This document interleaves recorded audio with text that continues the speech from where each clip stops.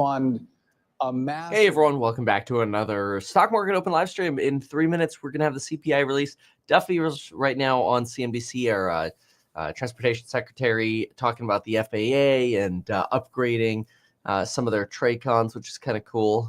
So, you know, I like seeing this, especially as a pilot. But yeah, let's take a peek. So this morning, we've got CPI expected to come in at 0.3 month over month. Core 0.3, year over year 2.4, year over year core 2.8. So we'll see what we get. This is going to be the April read. So there's a lot of enthusiasm over this hopefully coming in like not extreme, right? It's almost like what people are looking for today is just give us a number that isn't really bad. Mostly because we want to be able to just look through the April data that, you know, April was a crazy month. It was a crazy roller coaster, but we don't want to hear about any kind of longer term impacts from the trade war. Let's hope we can get through without major price increasing. So we'll see what happens. Qs and indices right now up a few basis points. We'll see how things move, but we'll have that CPI data in just about 2 minutes here, so that'll be quite exciting. And Gus Invest says, thanks for the Meet Kevin app. YouTube didn't send me a notification. Yeah, YouTube does that where, you know, if I go live, you're not going to get all of the notifications because there's a limit to how many notifications it'll send you, which is a little annoying, unfortunately, because, you know, you might hit the button on YouTube that says give me all notifications. They'll still limit it to like 3 in 24 hours. Well, if I go live twice and post 4 videos, you're going to miss half of all of the notifications. So that's YouTube's style for you. So what we did is we created the Meet Kevin app, and you can kind of customize your notifications. Like, there you go. So now you know, and it makes it nice and easy for you. Anyway, we're 1 minute away now from the data, and what we'll do is let's keep an eye here on LQs as well, and I'll read out the data, and then we'll look and see what's going on. So we're on the 1 minute data chart right now on the Qs. We've got, let's see here. You had some volatility in the overnight, a little bit of a bleed in the after hours yesterday after quite a bit of a rally at the close.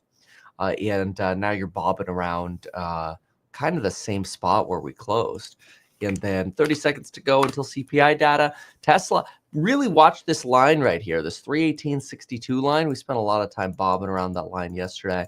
We've actually been predicting Tesla would go to the 318 line for about 4 weeks now in the Alpha report. If you're not part of that yet, we are raising the prices this Friday at 11:59 p.m. So take advantage of the existing price before that price goes up. All right, that said, let us get the CPI report. Here it comes. 4 seconds to go. And CPI is better than expected. 0.2, 0.2, 2.3, 2.8, which is a match. So better than expected, better than expected, better than expected, and a match. That's pretty exciting. So I think that sort of alleviates some of these worst case scenario fears that we're going to get some kind of, you know, crazy blowout for April. And we just didn't.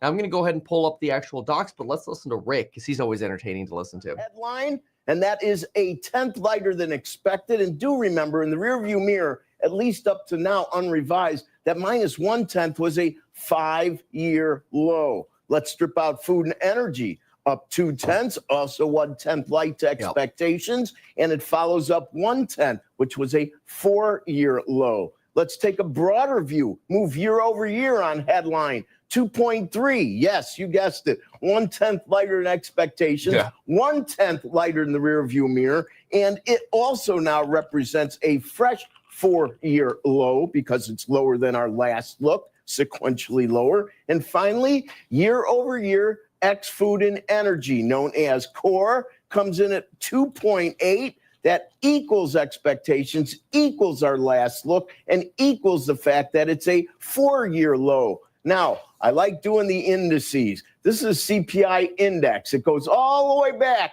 to 1913, comes in at 320.795, a new all-time high. It pretty much happens every month. The index itself makes new. Yeah, that doesn't really matter because unless you have deflation, that's always just going to keep hitting a high. So that's a little silly to even reference that, but that's okay. Let's go to the detailed page here. So some of these highlights carry over from the old reports. So, but what I want to look at is miscellaneous personal services, 03, that's nothing, that's fine. Postage delivery, 0.4, fine. Pet services, this one's always been pretty expensive.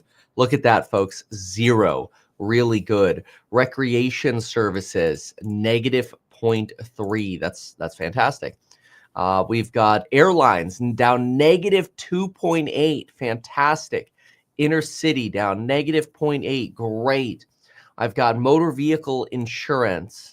Again, I know some of these highlights are just carried over from the last report, so ignore that. Motor vehicle insurance up 0.6, not great. Motor vehicle fees up 0.1, that's fine. But I mean, even 0.6, I mean, this one's very volatile, but you know, not great, but also not horrible in mass because everything missed, obviously. So let's see what we have here. Motor vehicle repair and maintenance, 0.7, health insurance, 0.4, hospital services, 0.6, hospital and related, 0.5, so a little bit midpoint there. Medical services coming in a little bit warm. That's part of our super core, so one to pay attention to. Tenant household insurance, 0.3, not bad. Lodging away from home, negative. Hotels, negative, my friends. If you're looking for a vacation to go on, negative on hotels. Rent of shelter, 0.3. Rent of primary, 0.4. We've got other goods, 0.3. Now, where you would expect to see goods inflation would be up here, things like toys, right? 0.3 versus the previous negative. So sort of stopped importing deflation on some of those toys. Sporting goods, stopped importing deflation, right? Look at these. We had negative the last two here. And then the last two were really the ones to pay attention to because then we get to the unadjusteds, right? We're looking at the seasonal right now. So appliances, here's another one. Let's see what we have here. Appliances, 0.8, whereas we were negative 0.1, although 0.5 before that, so a little volatile. So less imported deflation, dishes and flatware. Yeah, dishes and flatware. So do you mean to say like China?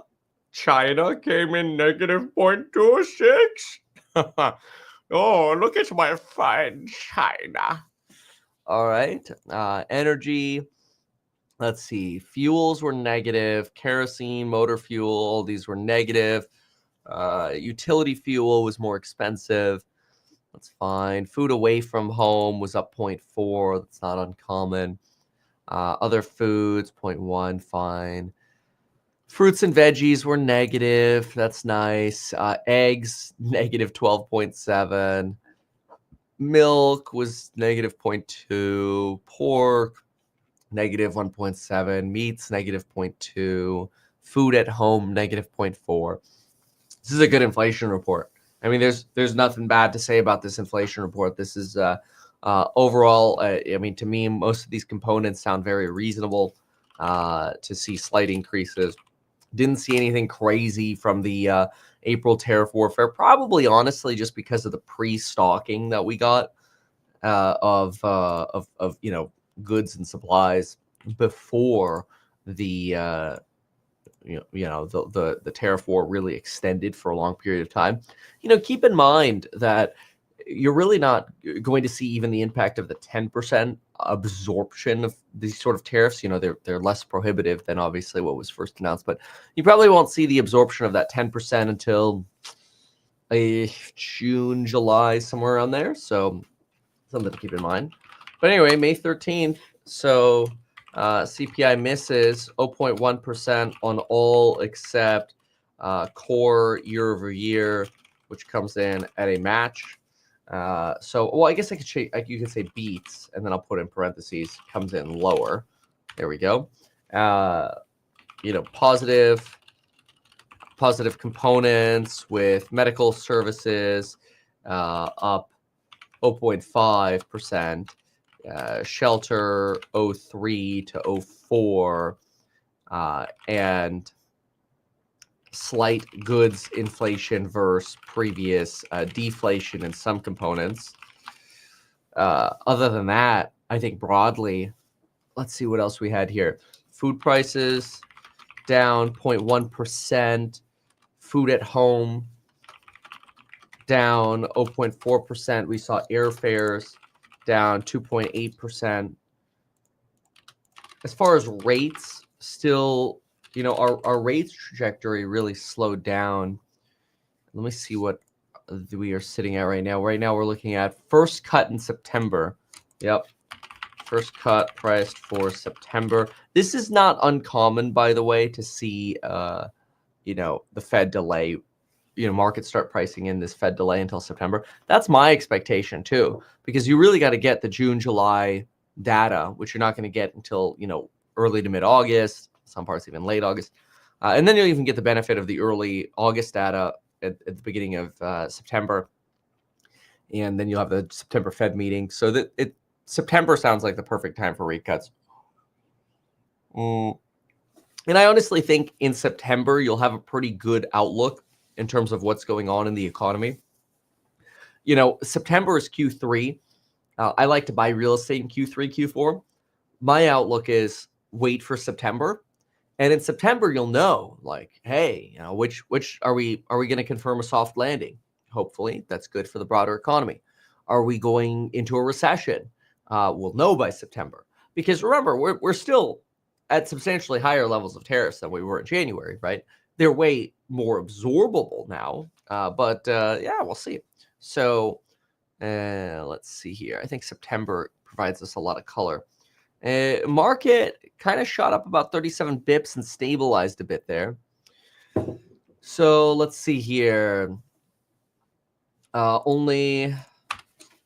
Let's see, what is this? Only 24 of 72 forecasters had an 0.2% or lower expectation.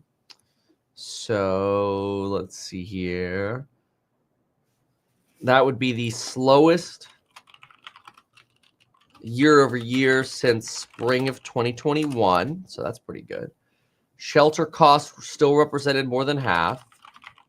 Still represented, let's see here, more than half. Okay, actual game, we saw that. Let's see here.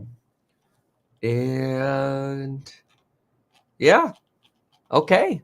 That's pretty decent there for a CPI report. I'll take that any day. So CPI. Now, what other caddies do we have coming up? Let's see. Next catalysts. Okay. Next stuff we have coming up would be retail sales Thursday. Retail sales Thursday, PPI. Thursday claims, which don't really matter. Claims expected to be at 228, so pretty stable. And then Friday, it looks like we get import-export prices, export prices, U of M, and housing starts. All right. Pretty straightforward, I'd say. Okie dokie then. So that's Catalyst Watch. What about earnings? Scott Downard says, next month CPI is the key. Yeah, it could be. Under Armour reported. I wonder how they did. Well, they're relative. Let's see here. Under Armour. Let's see. Under Armour skips year outlook. Sees Q1 of 1 to 3 cents of EPS. Estimate was 0. Only providing Q1 guidance. Sees Q1 revenue down 4 to 5%. Oh, that's interesting. I'll write that down. Under Armour.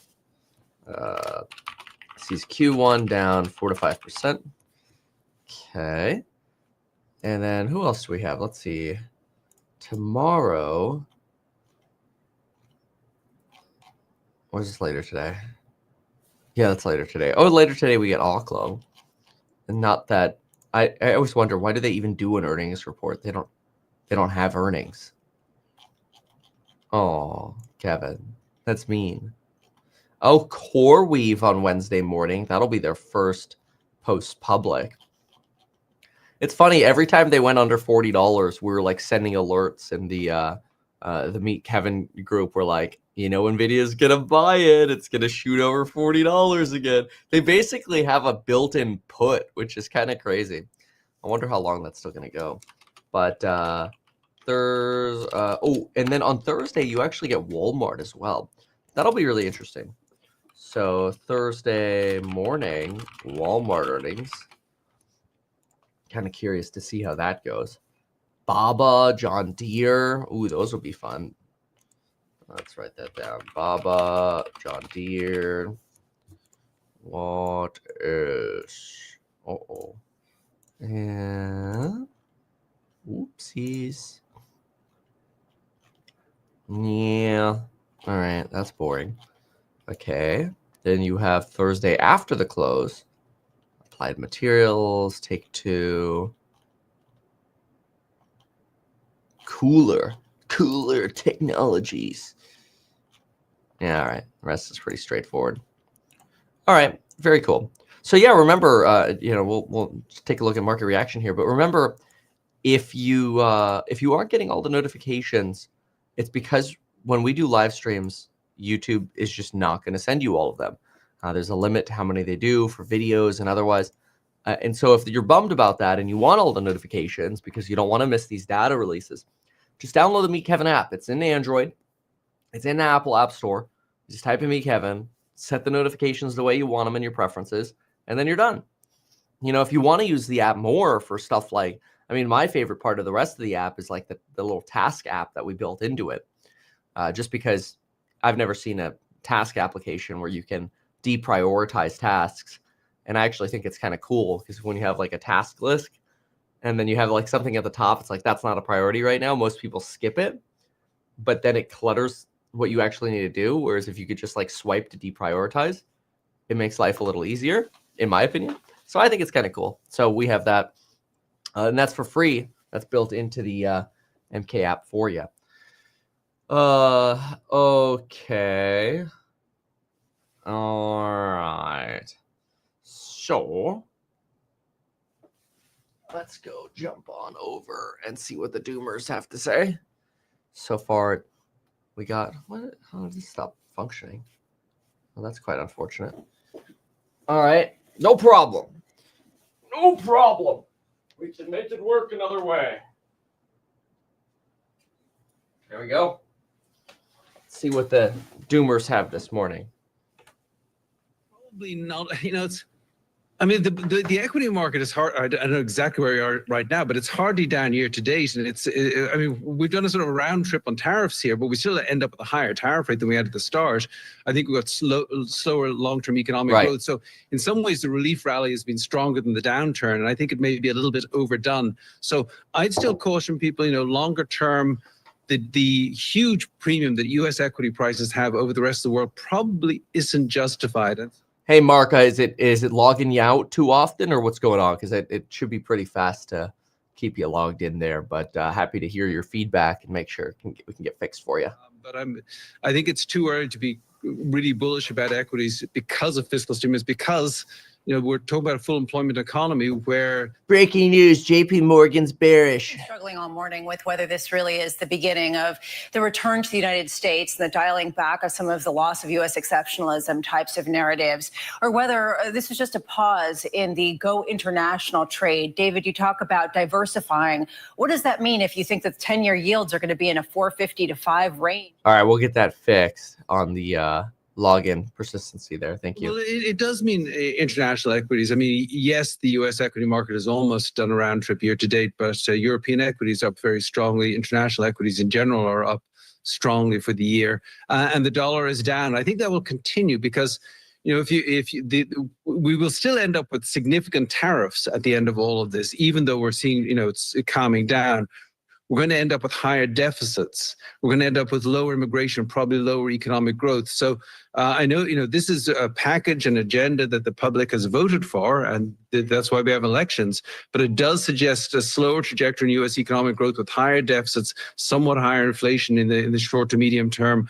None of that is really very pro-U.S. And the thing is, I think the U.S. will do okay, but does it deserve to be, a 50% premium over the rest of the world in terms of PE ratio? So I'd say international equities, yes, and then also alternatives. If fixed income is not going to help you because of higher inflation, alternatives, there are plenty of alternatives, things like infrastructure, transportation, real estate, which have a degree of inflation protection. So I think people just need to broaden their definition of diversification in this kind of environment. You mentioned the Fed's response, and this has been a subject of a pretty heated debate. And frankly, it feels like people are bifurcated on just whether this gives the Fed more incentive to cut rates just for the good reasons or less incentive. From your perspective, is this more of a reduction in potential? Fed's going to wait. They're going to be slow. They're going to be boring. It gives the Fed more of an ability to cut rates with too late, Jerome. We just saw, albeit messy, does point to something of a much lower pace of price increases. Well, yes, but the Fed's target is 2. And I think that on the consumption deflation, I think Jay Powell put it pretty well at his latest press conference. They're going to have to look at where they think inflation's going and where they think unemployment is going.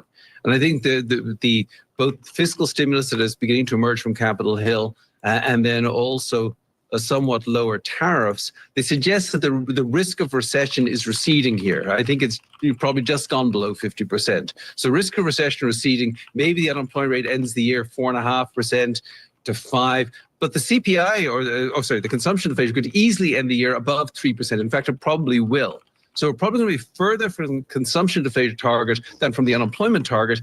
In that kind of environment, there's not much excuse for the Fed to cut at all, because we're at fairly close to a neutral level. So I think the Fed will take it very easy here, and it's part of the story is tariffs, but the other part is putting more fiscal stimulus and higher deficits into 2026 really doesn't give the Federal Reserve a reason to be easy. Is your base case no cuts now, David?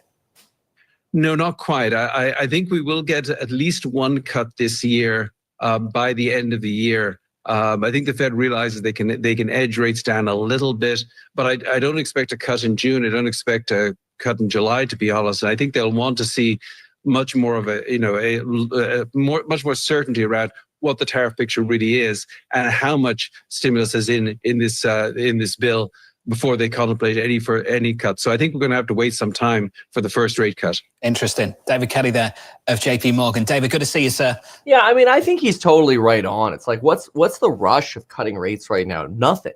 The Fed can really just afford to chill. Supercore, by the way, is out at just 0.21, which is actually pretty decent. Supercore 0.21%. Yeah, very good. But yeah, again, like why would people expect the Fed to come in right now? Oh, just because inflation's a little lower? No, there's still so much data to get. See what the damage is. And remember, Jay Powell's told us he could always cut quickly. And he's told us that he's not going to be preemptive. So he's been pretty blunt. On stories elsewhere this morning, here's your Bloomberg brief with Yahara. Hey, Yahara. Hi, John. We start by recapping the latest economic data. U.S. Boring. consumer prices. Boring. Change the channel. Boring. Things get rolled up and then somebody says the Fed is looking very political. Matt, honestly, I'd like to know why you think that. Because if you were the Federal Reserve and somebody told you that all the inflation progress you just made is at risk because somebody instituted the highest tariffs since the 1930s, still the ones that we have today, mind you, like 17% trade-weighted average of tariffs, do you think you'd be in a rush to cut rates? Somebody who is blind to what the Fed's policies are and only thinks, MAGA, they're going to go, the Fed is just being political. But like somebody who actually logically puts themselves into the shoes of Jerome Powell is like, come on, man. Like, you kind of put between a rock and a hard place. Okay, you kind of screwed up his job a little bit. Okay, so. Great deal maker as president of the United States. We have for the first time, a full term. Zach says, well, hi, I'll just say this. Hi, Zach. Secretary, and we have a great president. So I look forward to working with them. Matt Walker says, no, but you can't keep switching your rate cut position. Who is changing their rate cut position? Who pointed out, please describe to me when Jerome Powell told us that he's changing his rate cut position. He's been telling us we're just going to wait for the data for like 8 months now. I don't know how he's changed his position once. I mean, I think he's been pretty damn consistent. Like, oh, well, just, we've lowered rates 100 basis points. Now we're just going to kind of wait and see. I mean, I don't get it. He's been pretty damn consistent. This is why he's so predictable. Frankly, we've never met a real estate person that didn't want lower rates either. I don't think. Have we? You think there's room to move there, Bill? I think the president is all over it. I don't think anybody knows interest rates better than him. I think he's on it between the taxes and the tariffs and the deregulation. I'm very optimistic about this administration. And frankly, I think that there's going to be, at the right time, a housing boom. But we have to reverse what's happened these last 4 years, Joe. Nobody could afford a home these last 4 years. And frankly, people could barely afford rent the last 4 years. We need to change that, and we're working every day to fix that. Director Pulte, thank you. Daniel says, Kevin, you were the one saying they were raising too late. Now it's fine to be late. Bro, do you not realize those are two totally different things? Like, I just want to shake you by the shoulders and wake you up. The Federal Reserve was too late when they were raising rates the first time because inflation got to 9% before they started actually meaningfully getting rates to bite. That's being too late. They started raising rates in March of 22. Inflation was 9% by that June or July, which is insane. There was a huge disconnect, actually in the damn data. They were factually too late in the data. Right now, there's no data that says the Fed is too late. Unemployment's doing fine. Wake up. Okay, so you're comparing apples and oranges. You're like, well, the Fed was too late when the data says they were too late. But now, Kevin, you're saying the Fed's not too late and the data's not too late. Exactly. So logically, it makes sense. I don't know how dumb you have to be for that not to click. It's probably because when you open up the brain cavity, all that's in there is your election ballot. And you're like, but politically, I must whatever Trump wants me to say. Put the chip back in the brain. Come on, man. That's a joke. So, okay. All right. So what else do we have today? Let's see. We have, I guess, Kim Kardashian is going to Paris to go testify in her 2016 robbery case, which is kind of crazy that kind of sort of took 9 years to get to a trial, which is wild because she would have been 35 then. Now she's 44. So kind of crazy. Okay, so what else is going on here? So there's actually not, it's a pretty quiet morning. There's very little actually going on here. We saw CPI, the swap up of the United Health CEO, Trump's in the Mideast, and none of this is really entertaining. Let's see here. What else? Live Nation buys into $5 billion master plan to revive Atlanta's downtown. Atlanta's growing like crazy. That's another market eventually I want to get house hack into. There are some really nice neighborhoods in Atlanta that we want to get involved in. All right, let's see what they got over here. Just about positive. Your day and week ahead look like this. Later on today, President Trump, of course, in Riyadh for the first stop of his Middle East trip. All right, Brady bitch in the comments wants to keep saying stop crying. Here I am providing perspective, and you're saying I'm crying. So how about this? You're banned because you're a little weenie baby. Go make a new account, you stupid bot. Do you think a double dip in the stock market will happen? Nobody knows. It's, the way to look at it is the most sensitive time that you have ahead right now is going to be, and we've been saying this, May is going to be good because of Q1 data. Duh. The most sensitive period of time now, I think, is going to be June, July, August. Because June, July, August is really when you're going to start seeing how much damage was caused in April But not only that, how lasting is that going to be, right? So we don't know. We don't know how lasting that damage is going to be.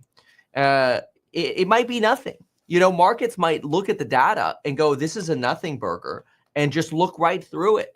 And, you know, companies, if they have bad Q2 earnings, they might go, well, you know, it was because of all of the Trump nonsense. And then investors are going to go, yeah, that makes sense. And they just move on. So in other words, markets might do totally fine because, you know, you're just going to look through this Q2 drama, which is not a surprise.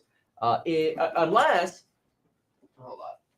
Oh, why is the word that? Unless, of course, commercial anyway. Unless, of course, you're in an environment where you end up having, you know, some larger softness. I don't know that you will. I mean, the data's outside of this little tariff drama. The data's been very soft landing-ish, and I think if you could get through June, July, August, you could confirm the soft landing, and then finally, just the bear thesis is dead forever. Until next time, bears. So what else do we have? Qs have really been bobbing like this whole time here around 0.3. Apple's flat at about 210. Tesla's really bobbing. It's actually up 1% off the 318 line. Trade Desk has been killing it. Tempest AI keeps its rocket ship going. You know, the only one that really hasn't been rocket shipping since the China announcement has been Bitcoin. But in fairness, Bitcoin kind of front ran it. It ran up, you know, somewhere around 10K right before the announcement. So it sort of also ran, right? It just doesn't feel like it's running in coordination with stocks. It's kind of more ahead of it. Nvidia up at the 122 lines. Let's see what else. I mean, everything's pretty positive right now. Interesting. Cirrus Aviation's down a smidge again. That one's pretty volatile on the HK exchange. Corsair up a couple. Mickey D's still sitting at 310. Embraer's up a bit in pre-market. All right, let's go back over here. Let's see what they got for us. Is down in large part due to what we just talked about with United. What about Enphase entry? Well, Enphase, I've been saying for quite a while, you can't really buy it until rates start like meaningfully trajecting down. So, you know, we're not there. So it's going to be a while before it seems like rates will meaningfully move down. S&P 500 for coin, that's true. Yeah, I mean, that could actually help push it up to 244. We'll see. That's my next line for it. Back above 60, got as low as about 57. And then crypto at one point almost looked like it was going to challenge the all-time high. Still might. It was at 105 for a while yesterday. It's 103. 688 this morning. I'd like to look at gold too, which got crushed yesterday. Like probably coming back a little bit. I think we got time to look at that. Got about 25 seconds. Yeah, it's back about $17 after a big sell-off yesterday. We got tomorrow. Oh, I got a graduation. Big time. Oh. Yeah. Hey, by the way, exciting. Congratulations to Scott. That's, and then all the graduates. The biggie. This year. Yeah. This year. So see, this is how you know it's a slow news day when they're just yapping about random crap. at Central Park next week for you do. Yeah. Make sure you join us tomorrow. Join them tomorrow. Squawk on the Street is next. All right, switch over to Jimbo. See what Jimbo. Oh my gosh, it's so good. Good Tuesday morning. Welcome to Squawk on the Street. I'm Carl Quintanilla with Jim Cramer and David Faber at Post 9 of the New York Stock Exchange. Pre-markets adding to Monday's monster bounce. The president's in Riyadh ahead of a big investment summit. We'll have full coverage. And CPI comes in light. Gasoline and food prices fall 10-year right around 4.46 today. Our roadmap begins with stocks looking to build on yesterday's massive rally. NASDAQ's back in bull market territory. Dow exits correction. And the S&P notches its highest level since early March. Plus, United Health shares, they're down sharply in the pre-market. The company announces it suspends its 2025 outlook. And perhaps as importantly, CEO Andrew Whitty stepping down from his role. That's immediately. Yeah. President Trump in Saudi Arabia today. It's the first stop on a 4-day trip to the Middle East, his first international trip of his second administration. Let's begin with the markets and CPI after yesterday's rally. Looking through some of the categories, Jim, mining for any tariff impact, maybe some in furniture, living room and bedroom furniture. Right, seemed that maybe a pull through there, but I was impressed with food at home, which matters tremendously. That was a very, very good number. Used cars surprised me. I know I went over the Carvana call, and you could have argued, I would have said maybe used cars going to have a little boost here because of how much new cars cost. Didn't. These are very good numbers. I know initially the bond market went nuts for it and rates went down, and then they kind of come back up a little bit. They're down again. But, I mean, I think that you could argue there's room for Powell if you had a couple months of this. You know, David, these are not numbers that signal stagflation, even as we have lots of people who come on air. And by the way, a lot of commentary from the big strategists who say that the stagflation group of people really missed this rally. Yeah, I mean, I think it was yesterday, Austin Goolsbee also backing away a bit. I don't want to characterize it too much, but not saying that we're going to be getting great growth and still concerned on that front. Obviously, a member of the Fed. Right. I do think that Goolsbee like an honest broker, but one of the things that's amazing is like, look, I try so hard to try to forecast the CPI, and would I have said that food would be good? Well, I don't know. A lot of our food sourced from Mexico because there are a lot our fresh vegetables. Would I've said that used cars would be good? No, it just didn't. Gasoline, yes, but some of these things are very sticky. Insurance is still bad. No one seems to want to come in underneath the insurers. That usually happens. Yeah, auto insurance for the year up 6.4. Yeah, that's bad. Yeah, that does make some sense. Airfares though on the month down a couple. Right, 2.8, 2.4. I guess that era may be over. Right. I wonder whether I saw Marriott was up yesterday and American Express is up, but I would say that if you want to go Airbnb, it's down. There's enough that's negative. Oh yeah, I know they mentioned they have some kind of like new chapter announcement today. I thought that was interesting. I wonder what that's going to be. Let's see here. Airbnb, it was the CEO of Airbnb. And I tweet replied him yesterday because the CEO wrote, "Tomorrow we are unveiling Airbnb's next chapter." And I replied, "Is it 7 or 11?" But anyway, we'll see what ends up coming of that announcement today. They didn't even mention that here, but sort of watching for that. I think it'll be interesting to see what they do.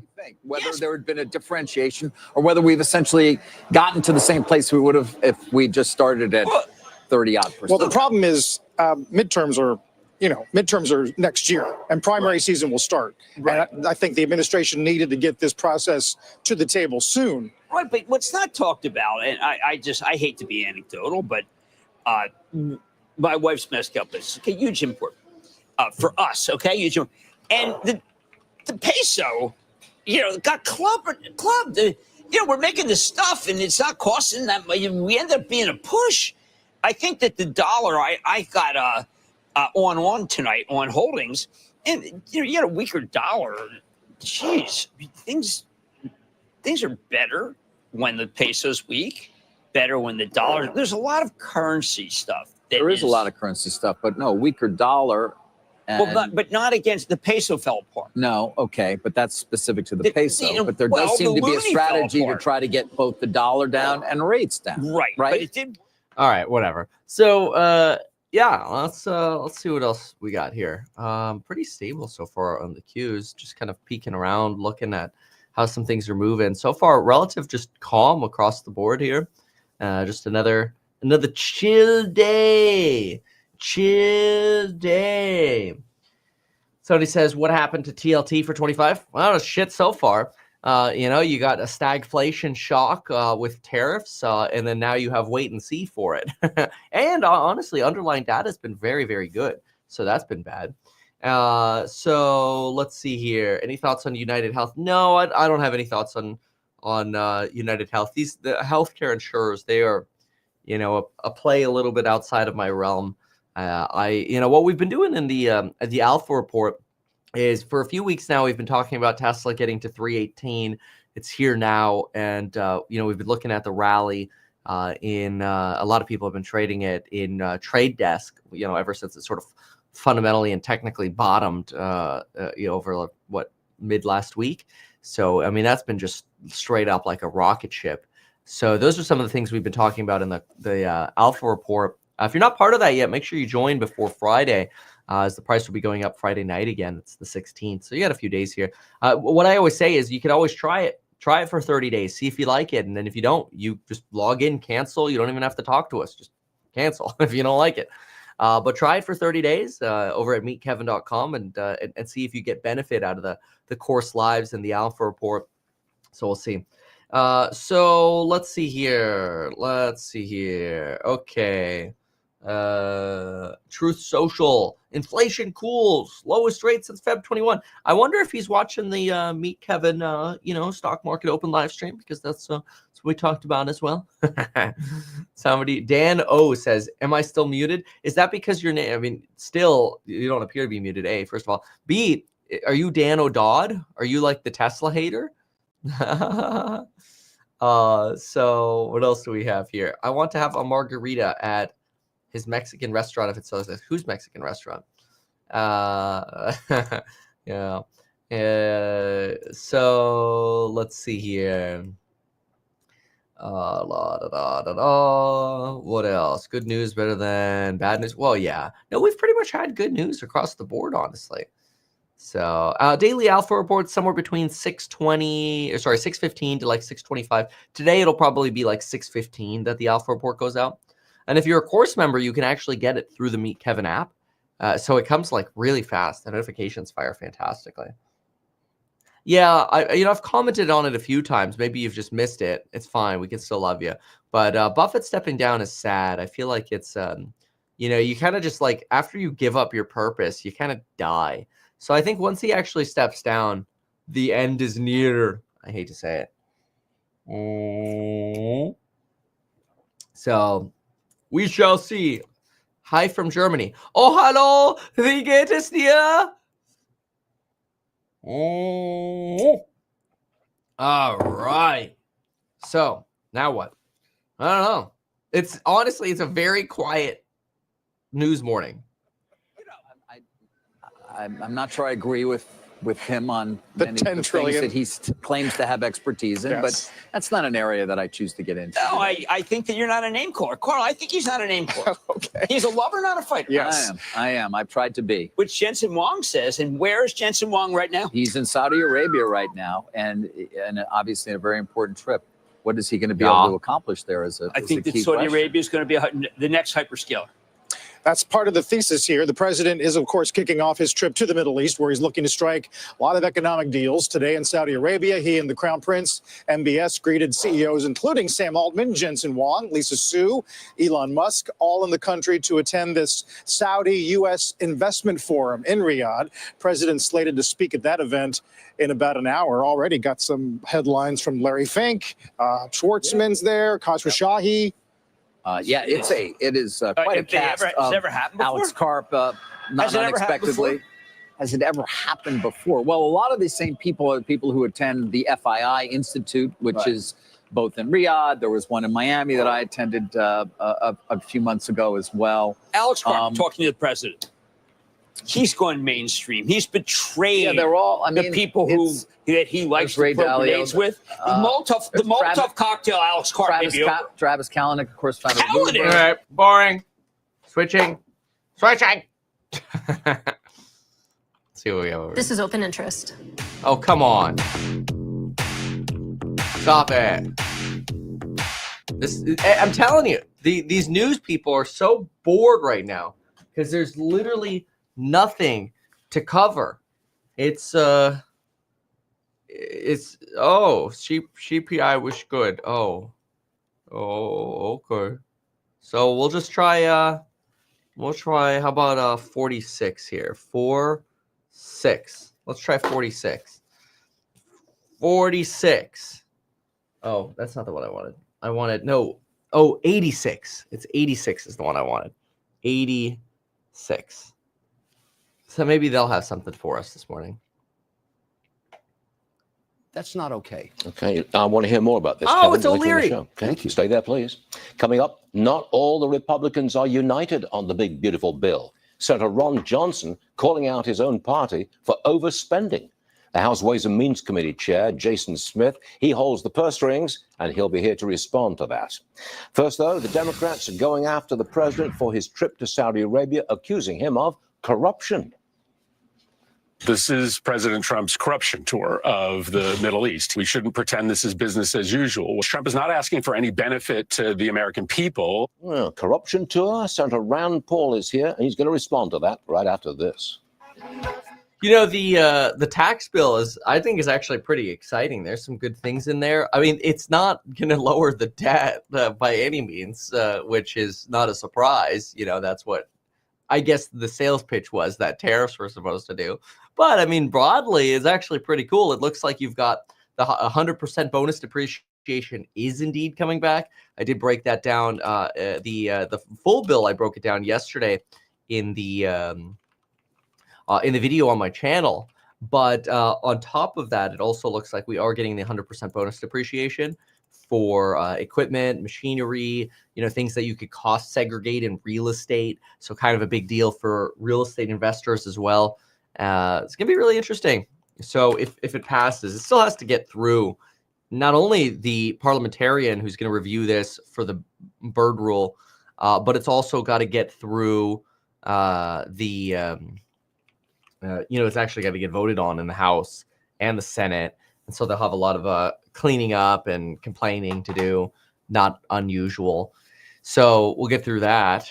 But I would imagine this is going to pass. It usually does through a budget recon. They'll figure it out and they'll throw on whatever concessions they need to make it actually happen. So, okay, good. So CPI was good. Now what else do we have? We've got the Alpha report. We're going to go ahead and send that out. And let's listen in for a moment what they got here. News sending futures higher ahead of the opening bell. Let's get reaction from UBS U.S. economist Abigail Watt. So, Abigail, we've kind of gone through some of the numbers here. It's interesting that, for example, Anna Wong from Bloomberg Economics said, this should be the first snapshot of the effect the Trump tariffs from Liberation Day have on inflation. And it came in better than expected, less inflation that Americans are going to have to face than maybe economists that we surveyed would have thought. Yeah. Why is that? Why the positive surprise? Yeah, so as you say, the inflation numbers this morning did come in better than expected. A 22 basis point rise in headline, 24 basis points in core. When we look at kind of the gap between our projections and what we saw in the print today, the bulk of the gap between our forecasts and what was realized was actually on the services side. I think we obviously saw softer kind of transportation. I mean, core services were still great. That was one element in terms of the downside surprise for us. But I think the important thing to note is that when we're looking for the impact of tariffs in the inflation data, we're looking at things like the core non-transportation goods. And when we looked at prices there, those rose 21 basis points. That was less than we had expected, but it's still the third highest rise in that component in the past 2 years. So I do think there are some initial signs potentially of some of the... Is Trump yapping? Let's see. I feel like CNBC was setting up for that. Let's take a look. No, I guess not. Okay, we'll find him. We'll hunt him down. We'll see where he is. Although we know he's in. Oh, okay, there he is. Yeah, he's signing something. Okay. Trump participates in signing ceremony for royal court. Ooh.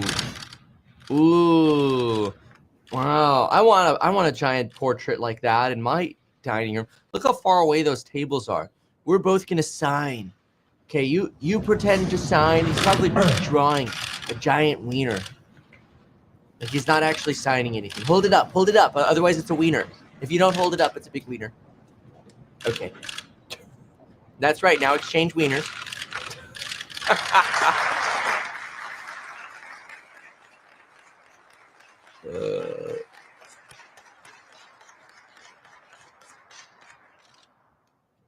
Boring.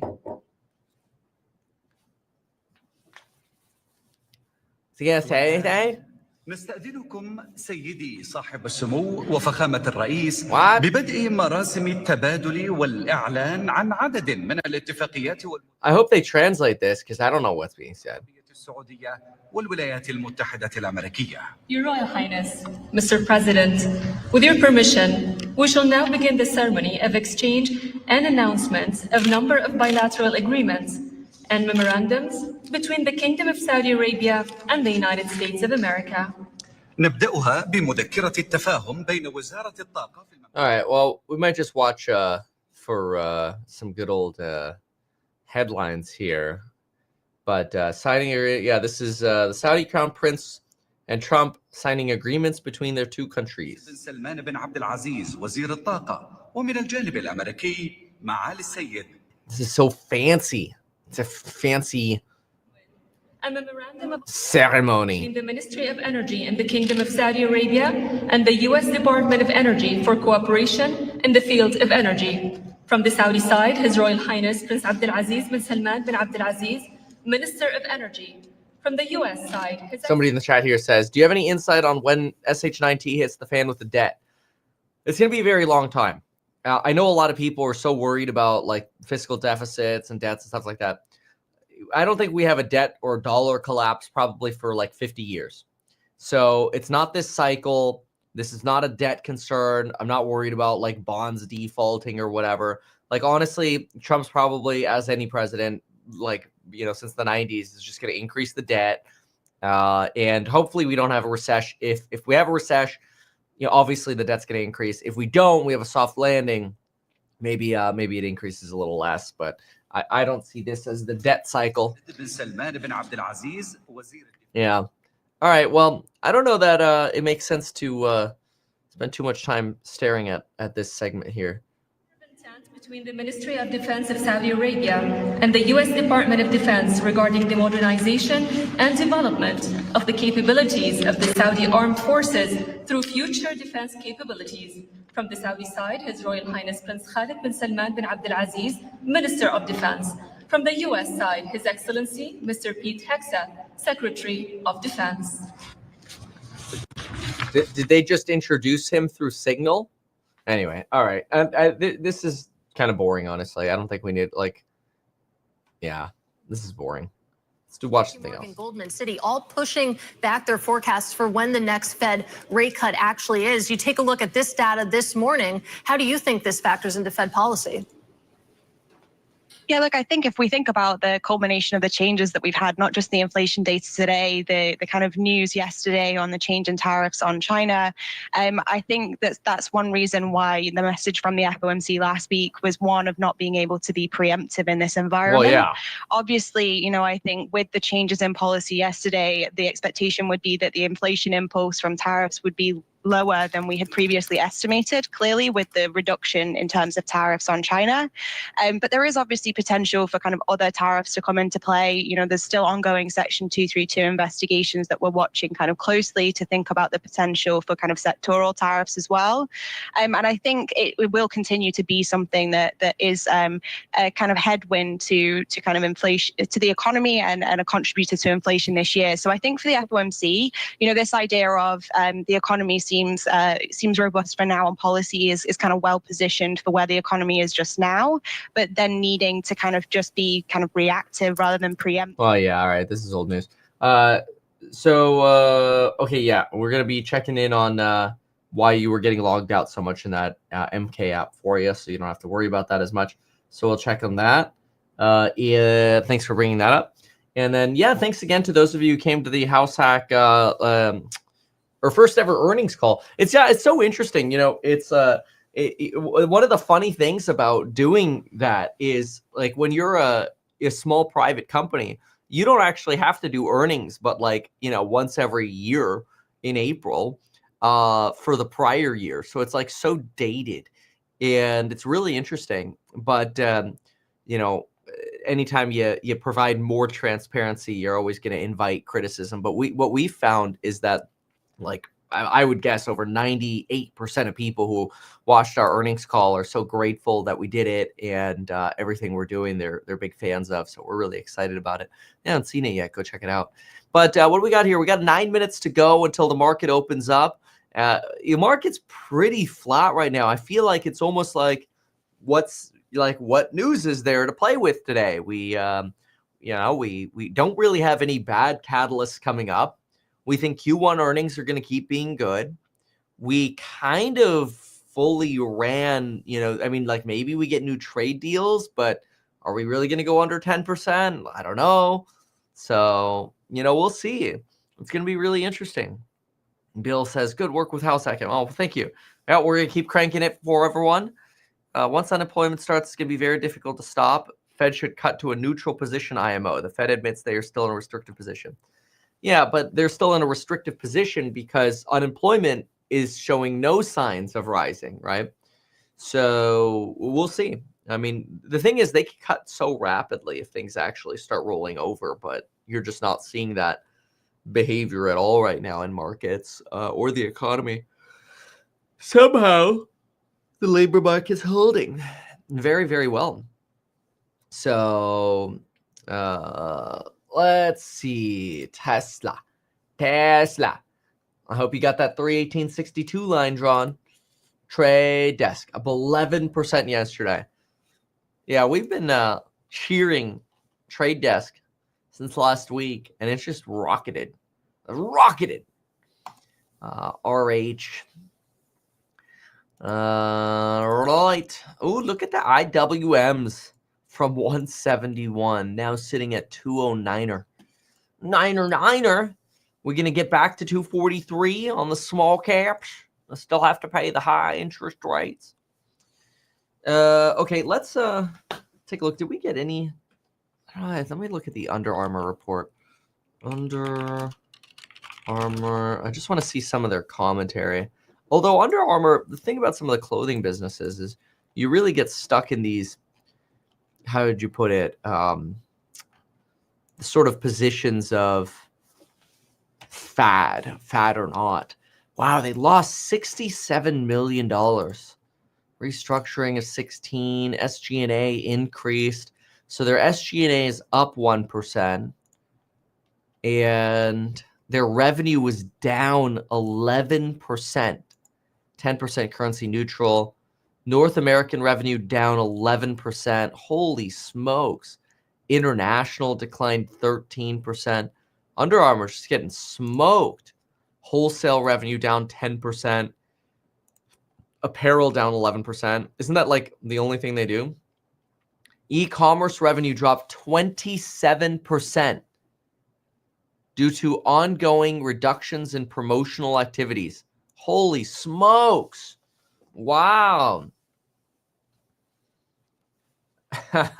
First name, last name. You're asking about House Hack. Yeah, we've already addressed this. These are founder shares that there was never I never received $1 of a loan from House Hack. These are about founder shares. I've never taken cash out of House Hack. So it's funny. People look for anything to complain about, but no, House Hack has gotten nothing but big investments from me and big contributions outside as well. It's mostly because I'm so excited about it. It's the very long term, just focus on what we can do really well.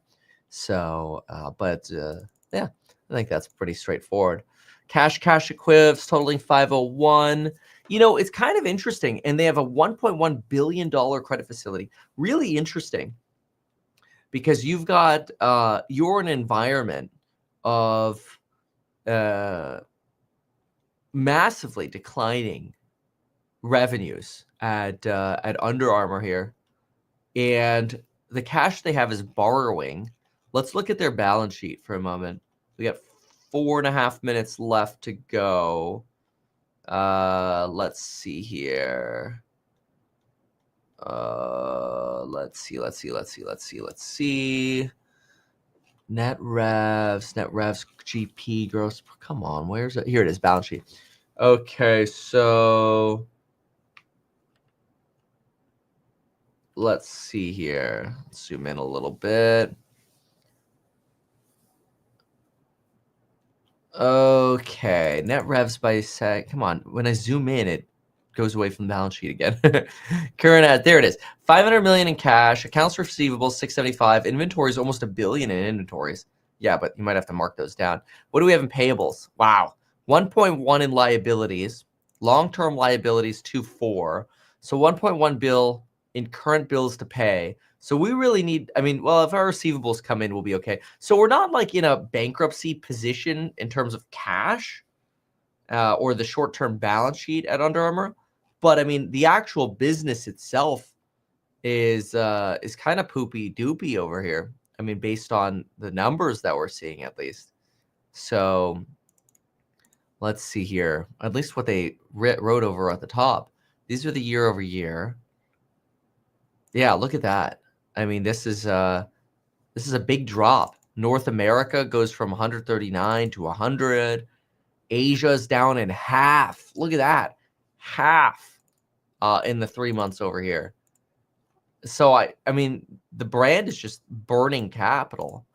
And it's kind of sad. You know, I always kind of liked Under Armour, but boy, that's just like untouchable right now. That's crazy.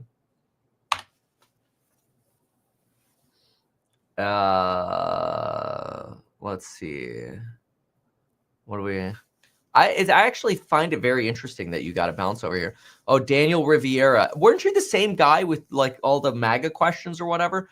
Daniel's like, since Kevin stopped being authentic, I trust him less. I'm like, when have we stopped being authentic? Every single day, I make you videos and I give you my opinion, whether it's politically popular or not. In fact, most of the time, I'm so damn authentic with my videos, I just piss everybody off because I'm telling you what I actually think. See, that's one of the unique things that you're going to find on this channel is I'm not going to parrot you some, you know, left-wing or right-wing narrative. I'm going to tell you what I like and I don't. I got a comment yesterday on Trump's tax plan. They're like, last week, you didn't like Trump's tariffs. Today, you like his tax plan. Which one is it, bro? Do you like him or not? And then I'm like, how effing retarded are you? I can hate tariffs and I can like the tax cuts. Like, take the MAGA chip out of your brain and wake up, you dumb butt. And Daniel Riviera, yeah, Kevin's not being authentic. Then why are you here, dumbass? So stupid. So I give you my opinion every day. Every single day, give you my blunt opinion, whether it aligns with your perspective or not. And I don't care if it aligns with your perspective or not. So what else? How high is coin going to go today? All right, so I think we've got 1 minute to go to the bell. So we'll get the opening bell, and we'll be here for a few minutes, and we'll jump on over to CNBC, and then we'll jump over to Course Live. Somebody's like, why is Househack buying Kevin's rentals? Househack isn't buying Kevin's rentals. Househack bought one apartment building with plans to build basically 4 units, and we sold it without any extra premium on not only the plans, but actually sold the building at a discount because I don't want anybody to think Kevin has rental tenants. So we sold it to deconflict at a big discount to Househack. And now Househack is going to turn a 4-unit building downtown into an 8-unit building and is going to get massive profit out of that deal. It's a really good deal. So, you know, I think Househack actually wins bigly. But that's, you know, haters are always going to hate. As we see more full self-driving rollout in places like Texas and the rest. We left it on Fox. No. There we go. Yes. Your friend and ours. My night with Walton Goggins was one of the greatest nights of my life. Let me tell you something. I think the way he greeted you, I think it was one of the greatest nights of his life. Well, I'll tell you. Alex says, can I, a German, invest in Househack anytime? Yeah, we have a lot of international investors. We've got Germans, Italians, Japanese, Chinese, Canadians. I mean, we got people from all over the place investing in Househack. So yeah, you can invest internationally. And the non-accredited round is open. Just read about it over at househack.com. But anyway, this is really interesting. So Coin is doing a nice little run here. And both the Qs and Tesla are coming down a little bit. So I'm watching these closely. Let's see here. Hate is going to hate. Screw them. Yeah, that's, you know, it's kind of amazing if you think about it. Like, if you've been watching the channel for years, you find that I'm actually willing to try like a lot of different things, right? And whether they're a success or failure, we're always going to try our best, and we'll be transparent about the successes or the failures or what's hard and what's not or what's easy or whatever. But at least we have the balls to try. And I think all of us should take that away, that, you know, when we're 70 years old one day or whatever, we want to look back and go, we had the balls to try. We weren't a little weenie bitch leaving, you know, hate comments and being miserable about our own lives.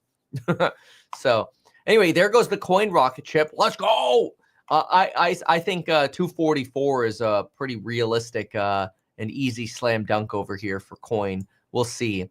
Tesla dropping under 318. Qs are melting a bit. Enphase is, I mean, it's been untouchable for a while in the high interest rate regime. My target is somewhere around 35 for it in terms of where I think it's going, unfortunately. But Tempest AI coming back with another rally. This is one in the alpha report we were talking about before it blew up over here. And so right around here, we were like, this is going to have multiple days of rally mode. And I know some people are buying calls, I think for next Friday we were looking at. And it just prints another 9%. Let's go. Alpha report for the win. Get your 30-day trial at meetkevin.com. Prices go up Friday at 11:59 p.m. I just need to have a button for that, like this. Tesla gained the lead. Can it hold? Qs are coming back to 30 bips. So you had a couple minutes there of selling, and now you're back, whereas coin's still running. And it's not because Bitcoin's running, it's because of the S&P 500 inclusion. Look, by the way, at the shelf Bitcoin's sitting at. 102, baby. Breaks out of 102, barely climbs out, falls back under, back on top of 102. 102, 102. Let's see. First Solar's running a bit as well right now. I wonder if they had earnings. First Solar.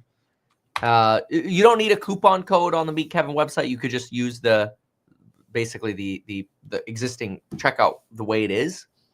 We just sort of simplified that. I guess since we've had this history of always using a coupon code, maybe we should, you know, maybe next time we'll use a coupon code. But the net price is going to be higher in the future.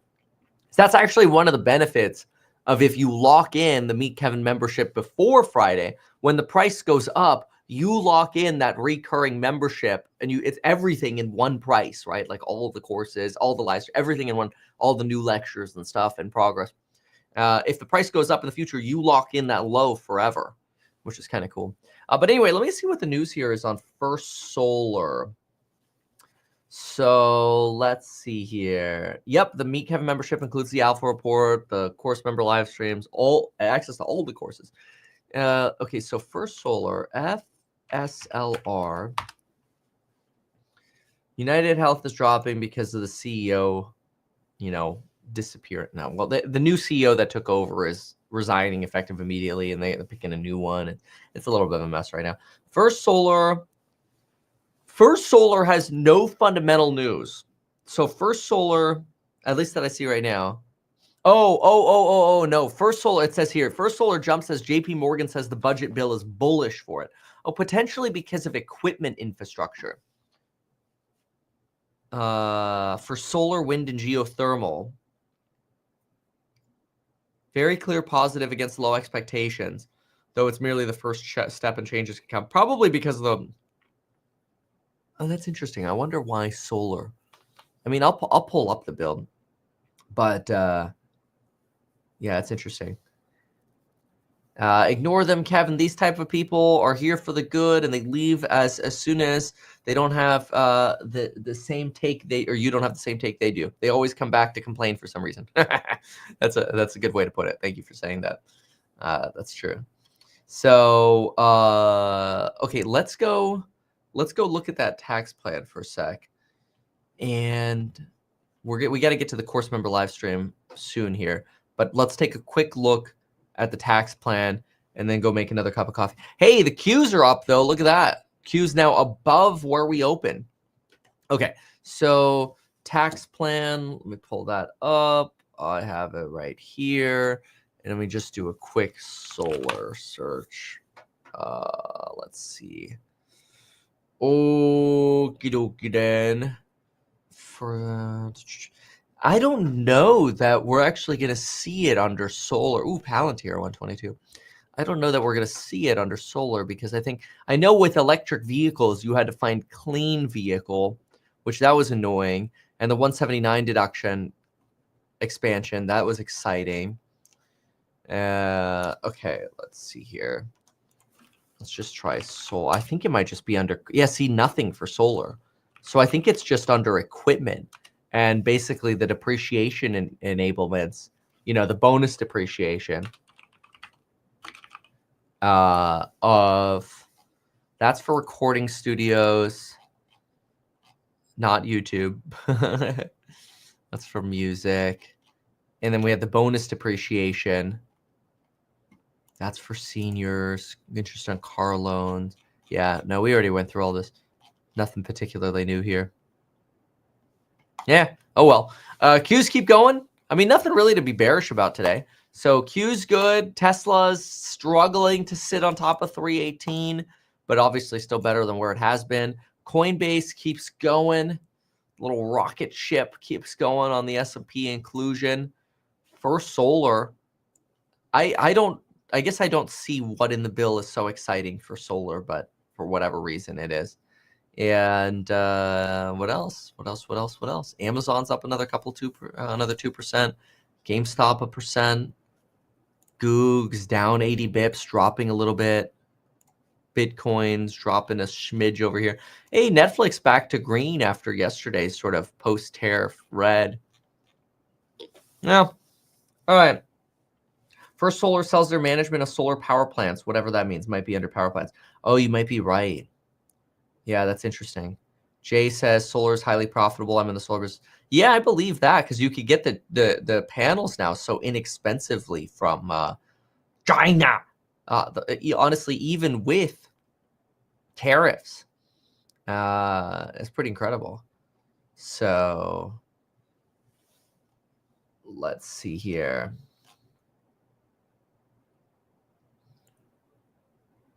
Let's see here. Okay. Yeah, I think that's pretty straightforward.